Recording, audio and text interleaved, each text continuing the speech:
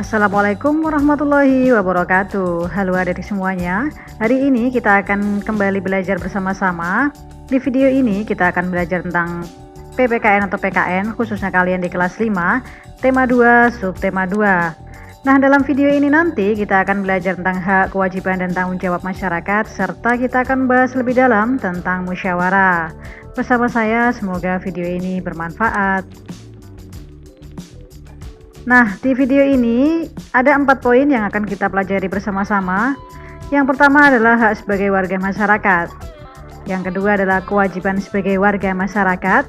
Dan yang ketiga adalah tanggung jawab sebagai warga masyarakat. Serta yang keempat, kita akan lebih dalam mengenal musyawarah, mulai bagaimana sih cara bermusyawarah, syaratnya, dan manfaat yang lainnya. Jangan lupa klik tombol subscribe dan lonceng di video ini agar kalian mendapatkan video terbaru dari saya. Kita mulai saja di hak sebagai warga masyarakat. Kita sebagai masyarakat pasti memiliki hak. Hak itu apa sih? Hak adalah sesuatu hal atau yang kita dapat setelah kita melakukan kewajiban kita. Ini adalah hak yang pertama. Hak mendapatkan perlindungan hukum. Karena kita sebagai warga Indonesia, maka kita akan mendapatkan perlindungan hukum secara utuh, tidak membedakan orang kaya ataupun miskin. Yang kedua adalah mendapatkan pekerjaan dan penghidupan yang layak. Ini juga termasuk hak yang harus kita dapatkan. Yang ketiga, menikmati lingkungan bersih adalah hak kita, jadi kita harus melakukan terlebih dahulu kewajibannya. Yang keempat, hidup tenang dan damai. Ini adalah salah satu hak yang sangat membuat kita terasa nyaman jika kita berada di lingkungan kita. Yang kelima adalah bebas memilih, memeluk, dan menjalankan agama. Kita tidak perlu atau tidak usah takut kita memilih sesuatu tanpa ada pengaruh dari orang lain. Dan kita pastinya harus menghargai orang-orang lain yang memiliki agama yang berbeda dengan kita. Dan yang terakhir adalah berpendapat dan berorganisasi.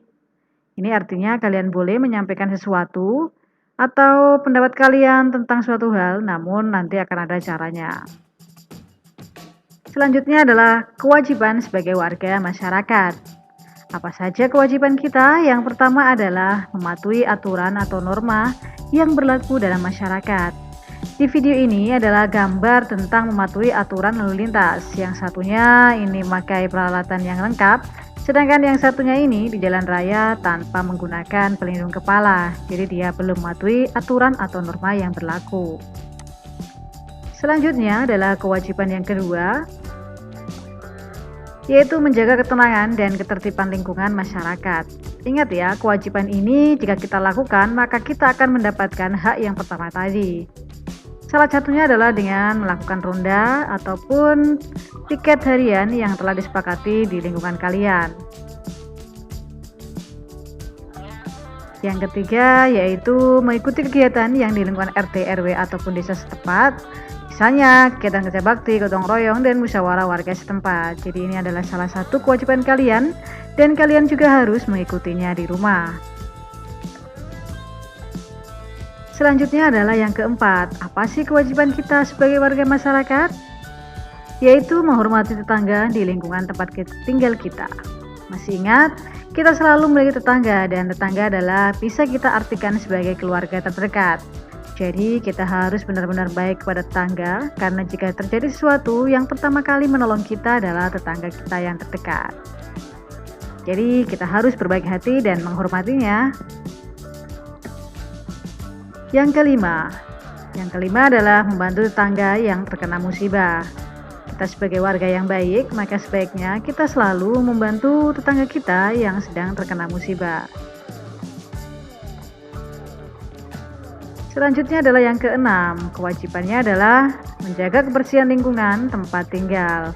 Dan pastinya kalian bisa berdiskusikannya, bagaimana caranya menjaganya. Nah, tergantung dari lingkungan kalian masing-masing. Misalnya, membuat acara bersih, minggu bersih, ataupun Jumat bersih. Jadi tergantung dari kesepakatan kalian. Nah, kita lanjut di musyawarah. Apa sih musyawarah? Setiap warga masyarakat mempunyai tanggung jawab ikut dalam mengambil keputusan bersama. Jadi ketika ada suatu masalah, maka semua orang memiliki hak atau kewajiban dan tanggung jawab untuk mengambil keputusan bersama itu. Nah, keputusan bersama juga merupakan keputusan yang harus dilaksanakan dengan rasa penuh tanggung jawab. Setelah kita berdiskusi, bermusyawarah, dan mendapatkan kesimpulannya, maka kita harus melakukan keputusan itu dengan ikhlas. Selanjutnya, ketika mengambil keputusan musyawarah, ada beberapa hal yang harus diperhatikan atau harus berdasarkan apa sih keputusan musyawarah itu diambil. Yang pertama adalah nilai kebersamaan. Jadi jika semuanya kebanyakan setuju, maka kita bisa mengambilnya sebagai keputusan musyawarah. Yang kedua, nilai kebebasan dan mengemukakan pendapat.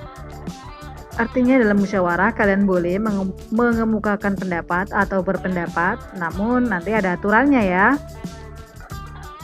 Yang ketiga, nilai menghargai pendapat orang lain. Karena dalam musyawarah tidak mungkin semua orang memiliki keinginan yang sama dengan kita. Dan yang keempat yaitu nilai jiwa besar serta lapang dada melaksanakan hasil keputusan dengan rasa penuh tanggung jawab, meskipun keputusan itu tidak sesuai dengan usul kita. Selanjutnya, musyawarah itu tidak bisa dikatakan semua berdiskusi dikatakan musyawarah. Nah, ini adalah ciri-ciri musyawarah. Ciri yang pertama yaitu sesuai dengan kepentingan bersama. Jadi hal ini dilakukan karena kepentingan bersama, bukan kepentingan pribadi. Yang kedua, usul atau pendapat yang disampaikan tidak memberatkan, apalagi menyudutkan satu orang, itu tidak boleh dalam musyawarah. Yang ketiga, moral lebih diutamakan dan bersumber dari hati nurani yang jujur. Dari dalam musyawarah itu kita harus benar-benar mengutamakan hati nurani, bukan dengan emosi. Yang ketiga, pembicaraan harus dapat diterima dengan akal sehat dan sesuai dengan hati nurani kita. Jadi tidak sembarangan dalam bermusyawarah itu. Harus ada hal-hal yang bisa diterima dengan akal kita. Nah, selanjutnya adalah tata cara dan persyaratan musyawarah. Kita melakukan musyawarah itu ada aturannya. Yang pertama, peserta musyawarah harus hadir sebelum musyawarah dimulai. Jadi jika pesertanya masih sedikit, kita tidak boleh melakukannya. Nah, ini musyawarah dimulai jika peserta musyawarah telah mencapai quorum. Quorum adalah batas paling kecil dari sebuah peserta. Misalnya 10, maka paling tidak 5 atau 6 orang yang harus hadir di dalam musyawarah itu. Jika baru 2, tidak bisa dimulai. Yang ketiga, dalam musyawarah itu ada susunan kepanitiaan. Ya, paling sedikit terdiri dari ketua, notulis, dan peserta musyawarah. Di sini ada notulis. Notulis ini atau bisa orangnya kita sebut sebagai notulen.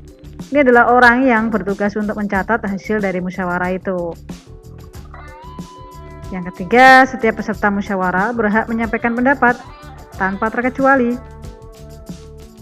Nah, selanjutnya, setiap peserta musyawarah harus menghargai pendapat orang lain. Dan yang terakhir adalah pendapat yang disampaikan diterima oleh akal sehat, tidak untuk kepentingan pribadi atau golongan, tidak menimbulkan perpecahan sesuai dengan norma, dan tidak menyinggung perasaan orang lain. Ini yang paling penting. Jangan sampai usul kita itu dapat menyinggung orang lain saat bermusyawarah. Nah, ketika kalian melakukan musyawarah, ini dia caranya. Yang pertama, mengacukan tangan sebagai tanda izin berbicara. Jangan langsung berbicara, tapi acungkan tangan terlebih dahulu. Setelah kalian mengacukan tangan, kemudian kalian tidak boleh langsung ngomong, tapi harus menunggu dulu. Berbicaralah setelah dipersilahkan. Jadi silakan kakak untuk menyampaikan pendapatnya. Nah, baru kalian untuk berbicara. Jangan sampai setelah mengacungkan tangan langsung mengemukakan pendapat kalian. Yang ketiga, ketika kalian dalam menyampaikan pendapat, bersikaplah yang sopan. Dan ketika kalau ada orang yang berbicara atau sedang menyampaikan pendapat, tunggu sampai dia menyelesaikan pembicaraannya. Jangan sampai ada teman kita yang berpendapat di musyawarah dan belum selesai kita potong pembicaraannya. Itu yang kurang baik. Nah, saat mengemukakan pendapat, sebaiknya suara cukup jelas, tidak terlalu kasar atau tidak terlalu tinggi dan tidak terlalu rendah pula. Selanjutnya adalah sikap dalam musyawarah. Ketika bermusyawarah, apa sih yang harus kalian lakukan? Jangan lupa subscribe dan klik tombol loncengnya. Yang pertama adalah pasti harus menghargai dan menghormati pendapat orang lain, meskipun pendapatnya berbeda dengan kita. Tidak memaksakan kehendak pada orang lain. Kalau kita punya usul di musyawarah, jangan sampai orang lain wajib mengikuti usul kita, karena setiap orang punya pikiran dan jalan yang berbeda pula. Yang ketiga, tidak boleh mencela pendapat orang lain, meskipun pendapat orang lain itu bagi kalian kurang benar.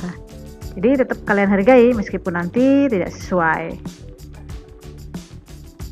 Selanjutnya adalah tidak boleh memotong pembicaraan orang lain. Seperti yang saya sudah sampaikan tadi, kalau ada teman kalian yang sedang berbicara menyampaikan pendapat, maka tunggu dia selesai dulu baru kalian memberikan masukan yang lain. Nah, terima kasih. Itu adalah video PKN tema 2 subtema 2. Semoga bermanfaat.